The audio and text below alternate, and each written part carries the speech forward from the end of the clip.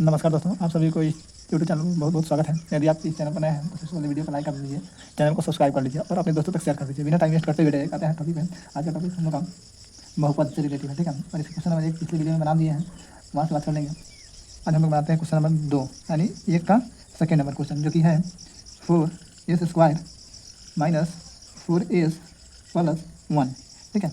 इसका शून्य ज्ञात करना है और शून्यकों तथा गुणांकों के बीच के संबंध की सत्यता का भी जांचना है, ठीक है।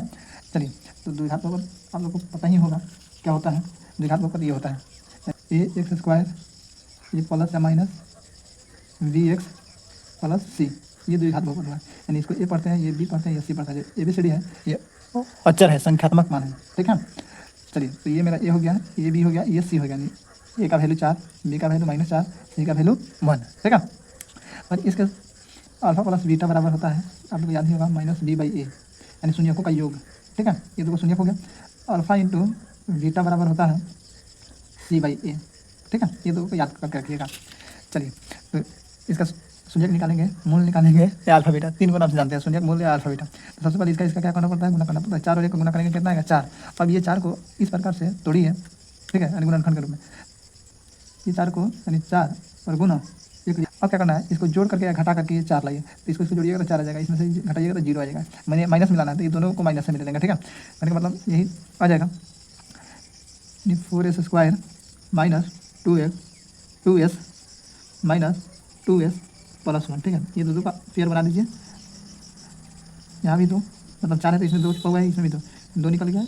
ये डबल है, एस निकल है तो एस भी निकाल लिया ना। ये क्या बचेगा, 2s माइनस, ये टोटल निकल गया है, तो टोटल निकल जाता है तो 1 बच जाता है, ठीक है। ये माइनस 1 निकाल लेते हैं, कुछ नहीं निकलता है तो 1 निकल जाता है, तो माइनस माइनस प्लस, 2 एकम 2 और एस बच गया, ठीक है। ये +1, सॉरी माइनस प्लस, ये -1, ठीक है। ये -1, ये दोनों सेम है तो हम लोग का गुणनखंड क्या है, सही है। चलिए, यहाँ देखिए, ये दोनों पेयर में से किसी एक को ले लीजिए, यानी 2s - 1, ठीक है।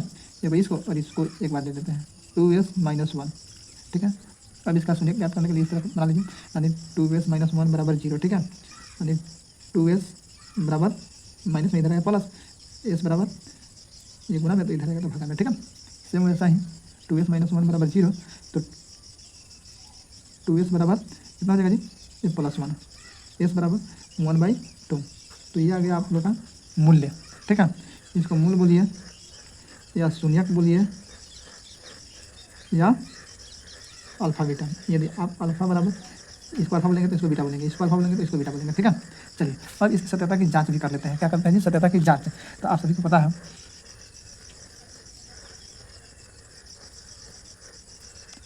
शून्यकों का योग या योगफल, यानी अल्फा प्लस बीटा, ठीक है, बराबर क्या होता है। तो आप सभी को पता है अल्फा प्लस बीटा बराबर क्या लिखे हैं, -b/a।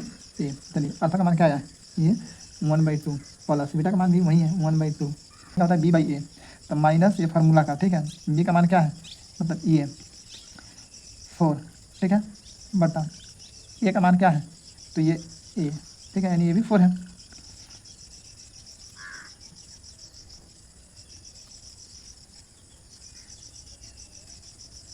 चलिए, इसका कैलकुलेशन करेंगे, माइनस माइनस प्लस हो जाएगा, यानी 4/4, 2/2, सही है। 4/4 कटा, ये एक मतलब कट जाएगा, ये भी एक मतलब कट जाएगा, 1/1, ठीक है। इस प्रकार से हम लोग का ये सत्यापन हो गया, प्रूव्ड, ठीक है। अब इसमें शून्यकों का गुणनफल थोड़ा देख लेते हैं। शून्यकों का गुणनफल, ठीक है, यानी अल्फा इंटू बीटा, गुणनफल यानी अल्फा इंटू बीटा, ये होता है c/a। क्या होता है जी, c/a। चलिए, यहाँ देखिए, अल्फा का मान क्या है 1/2 इंटू बीटा का मान भी वही है 1/2 बराबर c का मान इसमें क्या है, यानी 1 है तो 1 हो गया, और a का मान क्या है, ये 4 है तो 4 हो गया, ठीक है। मल्टीप्लाई कीजिए, 1 1 जा 1 और 2 2 जा 4, ठीक है, बराबर 1/4। ये दोनों सेम है, इस प्रकार से ये भी हम लोग का सत्यापन हो गया, ठीक है।